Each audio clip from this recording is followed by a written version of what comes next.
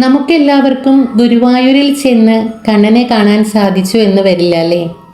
പോകാൻ പറ്റാത്തവർ ദേ ഇങ്ങനെ ഒന്ന് ചെയ്തു നോക്കൂ. ഓം നമോ ഭഗവതേ വാസുദേവായ. കൃഷ്ണഗിരി ചാനലിലെ പുതിയൊരു വീഡിയോയിലേക്ക് എല്ലാവർക്കും സ്വാഗതം. പൊന്നുണ്ണിക്കണ്ണൻ്റെ ഇഷ്ടം എന്താണെന്നറിയാമോ? ഭഗവാനോടുള്ള വിശ്വാസം, ഭക്തി, കൃഷ്ണപ്രേമം. ഭഗവാന്റെ അടുത്തെത്തി അവിടെ ഇരുന്ന് പ്രാർത്ഥിച്ചാൽ മാത്രമേ ഭഗവാൻ കേൾക്കൂ എന്നില്ല. നമ്മൾ വീട്ടിലിരുന്ന് ഭഗവാനെ മനസ്സുരുകി വിളിച്ച് പ്രാർത്ഥിക്കൂ, കണ്ണൻ തീർച്ചയായും കേട്ടിരിക്കും. കണ്ണനെ പലരും കാണുന്നത് പല രൂപത്തിലും ഭാവത്തിലുമാണ്. ആ രൂപം മനസ്സിൽ വിചാരിച്ച് നിങ്ങൾക്ക് എന്ത് ആഗ്രഹമാണോ നടക്കേണ്ടത് അത് സങ്കടത്തിൽ ഭഗവാനോട് പറയുക.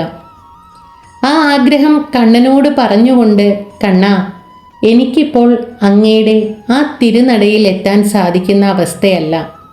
ഞാനിപ്പോൾ വലിയൊരു സങ്കടത്തിലാണ്. എന്നെ ആ സങ്കടത്തിൽ നിന്ന് ഒന്ന് രക്ഷിക്കണേ എന്ന് പ്രാർത്ഥിച്ചുകൊണ്ട് ഞാൻ പറയുന്ന ഈ വഴിപാടുകൾ ഒന്ന് മനസ്സിൽ നേരൂ. ആദ്യത്തെ വഴിപാട്, കണ്ണൻ്റെ പ്രിയപ്പെട്ട തുളസിമാല. കണ്ണൻ്റെ പ്രിയഭക്തയായ മഞ്ജുള കണ്ണന് ചാർത്താൻ മാലയുമായി ചെന്നതും വൈകിപ്പോയപ്പോൾ തിരുമേനി അത് സ്വീകരിക്കാഞ്ഞതും പൂന്താനം മുത്തശ്ശൻ പറഞ്ഞ പ്രകാരം ആ മാല ആലിൻ്റെ ചുവട്ടിലുള്ള കല്ലിൽ മഞ്ജുള ചാർത്തി. പിറ്റേന്ന് നിർമാല്യം മാറ്റാൻ വന്ന തിരുമേനി കണ്ണൻ്റെ കഴുത്തിൽ ആ മാല കണ്ടതുമൊക്കെ നമുക്ക് എല്ലാവർക്കും അറിയാവുന്ന ഒരു കഥയാണല്ലേ. കണ്ണന് അത്ര പ്രിയപ്പെട്ടതാണ് തുളസിമാല. അതുകൊണ്ട് കണ്ണനൊരു തുളസിമാല കൊടുക്കാമെന്ന് നേരുക. വീട്ടിലിരുന്ന് തന്നെ ഈ വഴിപാട് നേർന്നാൽ മതി. വയ്യാത്ത ആൾക്കാർ അവിടെ ഗുരുവായൂരിൽ ചെന്ന് വഴിപാട് നേർന്നാലേ കണ്ണൻ കേൾക്കൂ എന്ന് തെറ്റിദ്ധരിക്കണ്ട കേട്ടോ. രണ്ടാമത്തെ വഴിപാട് നെയ്വിളക്കാണ്. വിളക്ക് എന്ന് പറഞ്ഞാൽ പ്രകാശമാണ്. നമ്മുടെ ജീവിതത്തിലെ ഇരുട്ട് മാറി പ്രകാശം പരത്താൻ വിളക്കിന് മാത്രമേ കഴിയൂ. അപ്പോൾ ഭഗവാനോട് പറയുക, എൻ്റെ കണ്ണ, എൻ്റെ പ്രശ്നങ്ങളെല്ലാം മാറ്റി എൻ്റെ ജീവിതത്തിൽ ഒരു പ്രകാശം തരണേ.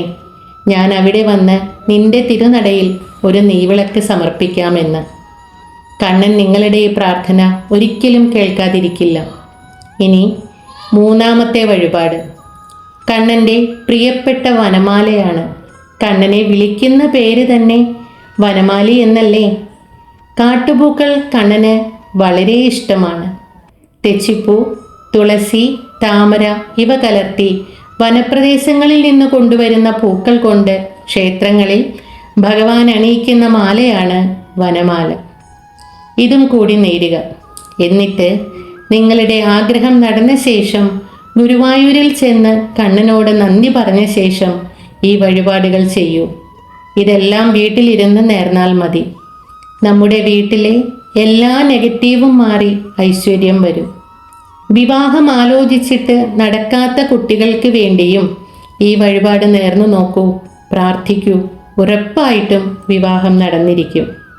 നമ്മുടെ കണ്ണന് ഈ പ്രാർത്ഥന കേൾക്കാതിരിക്കാനാവില്ല. പിന്നെ ഇന്ന് വഴിപാട് നേർന്നിട്ട് നാളെ തന്നെ നടക്കണം, അല്ലെങ്കിൽ നാളെ തന്നെ നടക്കും എന്ന് കരുതി ആരും ഇരിക്കരുത്. എല്ലാത്തിനും അതിൻ്റേതായ സമയത്ത് കണ്ണൻ തന്നിരിക്കും. കണ്ണന് നമ്മളെ ഒരിക്കലും കൈവിടാൻ സാധിക്കില്ല. കണ്ണൻ കൂടെയുണ്ടെന്ന് ഉറച്ചു വിശ്വസിക്കുക. കടുത്ത പരീക്ഷണങ്ങൾ തരുന്ന ആളാണ് കണ്ണൻ എന്നെല്ലാവരും പറയാറുണ്ട്. പക്ഷേ ആ പരീക്ഷണങ്ങളെയെല്ലാം അതിജീവിച്ച് കണ്ണനെ മുറുക്കി പിടിച്ച് വിശ്വസിച്ച് ആ പാദങ്ങളിൽ അഭയം പ്രാപിച്ചാൽ കണ്ണൻ തീർച്ചയായും വരും. എപ്പോഴും കണ്ണനെ സ്മരിച്ച് കണ്ണൻ്റെ നാമങ്ങൾ ജപിക്കുക. ഹരേ രാമ ഹരേ രാമ രാമ രാമ ഹരേ ഹരേ ഹരേ കൃഷ്ണ കൃഷ്ണ കൃഷ്ണ കൃഷ്ണ ഹരേ ഹരേ. ഈ നാമങ്ങൾ ജപിച്ചുകൊണ്ടേയിരിക്കുക. ഓം നമോ ഭഗവതേ വാസുദേവായ. ഓം നമോ നാരായണായ. ഈ മന്ത്രങ്ങൾ ജപിക്കുക. നമ്മുടെ ജീവിതത്തിൽ കണ്ണൻ തരുന്ന സൗഭാഗ്യങ്ങൾക്ക് നന്ദി പറയുവാൻ ഒരിക്കലും മറക്കരുത്. ഒരു സങ്കടം വരുമ്പോൾ ഉത്തരം കിട്ടാതെ മുന്നിലേക്ക് എങ്ങനെ പോകും എന്നറിയാതെ വിഷമിക്കുന്ന സമയത്ത് നിങ്ങളുടെ വീട്ടിൽ ഭഗവത്ഗീത ഉണ്ടെങ്കിൽ അതെടുത്തൊന്ന് വായിക്കുക. ഒരു വീട്ടിൽ എന്തായാലും ഒരു ഭഗവത്ഗീത ഇല്ലാതിരിക്കുകയില്ല. എല്ലാവർക്കും എല്ലാ നന്മകളും ഉണ്ടാകട്ടെ എന്ന് പ്രാർത്ഥിച്ചുകൊണ്ട് സർവം കൃഷ്ണാർപ്പണമസ്തു.